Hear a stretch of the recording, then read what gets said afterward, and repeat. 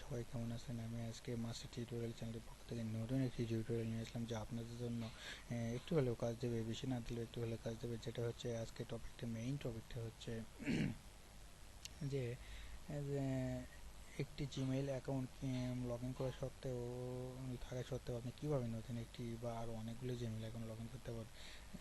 সচরাচর দেখা যায় যে একটি ব্রাউজারে একটি জিমেইল লগ ইন করা থাকলে আপনি অন্য একটি জিমেইল লগ ইন করার জন্য সেটা সাইন আউট করে বের হয়ে গিয়ে আমাদের নতুনভাবে লগ ইন করতে হয়। সো আসলে এই কাজটা করার দরকার নেই। আমি আপনাদেরকে আজকে যেটা দেখে দেবো সেটা হচ্ছে আপনি একটি মাত্র জিমেইল লগ ইন করা থাকা সত্ত্বেও আরও অনেকগুলো জিমেইল লগ ইন করতে পারবেন এক ব্রাউজারে। সেটা এক ব্রাউজারেই সম্ভব। হ্যাঁ, এটা সম্ভব, যা আমি আপনাদেরকে আজকে দেখে দেবো।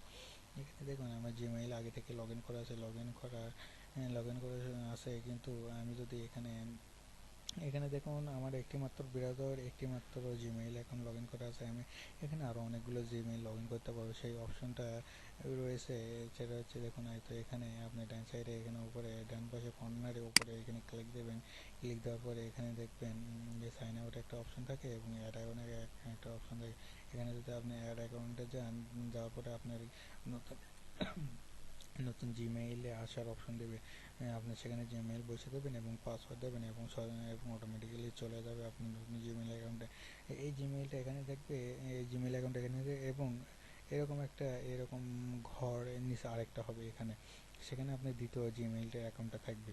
আবার যদি আপনি আবার আরেকটা অ্যাড অ্যাকাউন্ট করেন, আবার নিচে এখানে থাকবে তৃতীয় নম্বর জিমেইল। আবার যদি আরও অ্যাড অ্যাকাউন্ট করেন, এখানে নিচে আরও চতুর্থ নম্বর ইমেইল থাকবে এবং এবার পঞ্চম, ষষ্ঠম ওইটাই থাকবে। আপনার যদি 15-20টা যত যা খুশি আপনি জিমেইল অ্যাকাউন্ট লগ ইন করতে চান লগ ইন করতে পারবেন। সো এটা আসলে কোনো মানে ডিফিকাল্ট কাজ না, ইজি ব্যাপার, যে আপনারা অতি সহজেই করতে পারবেন। আসলে এটা হয় কি, অনেকের জানা নাই। যারা জানা আছে তারা এই কাজটা এইভাবে করে থাকে, আর যাদের জানা নেই তারা আসলে এই কাজটা তো করতে পারে না। নতুন নতুন মেইল ঢোকার জন্য আলাদা আলাদা সাইন আউট করা লাগে, তারা আলাদা আলাদা লগ ইন করে এবং এভাবে ঢোকে। তো আমি আজকে আপনাদের জন্য যেই ভিডিওটা নিয়ে আসলাম সেটা হচ্ছে আপনি কীভাবে একটি জিমেইল অ্যাকাউন্টে লগ ইন করা থাকা সত্ত্বেও নতুন একটি জিমেইল অ্যাকাউন্টে ওই ব্রাউজারে নতুন জিমেইল অ্যাকাউন্ট লগ ইন করবেন। আর আমি এর আগে অনেকগুলো টিউটোরিয়াল দিয়েছি ইউটিউব সম্পর্কে, ইউটিউব চ্যানেল সম্পর্কে এবং যাবতীয় সমস্যার সমাধান সম্পর্কে।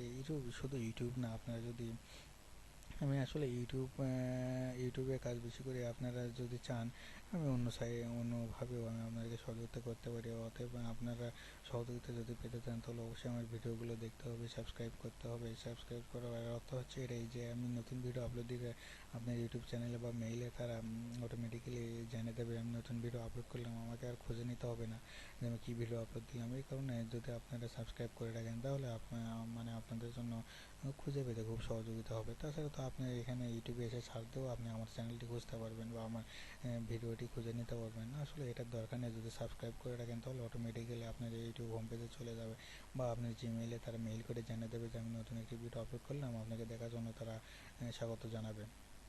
তো আসলে তো আপনারা অবশ্যই আমার চ্যানেলে ভিডিওটি যদি ভালো লাগে লাইক দেবেন, শেয়ার করবেন, কমেন্ট করে জানাবেন কী কী সমস্যা, আমি সব কিছু সমাধান দেওয়ার চেষ্টা করব।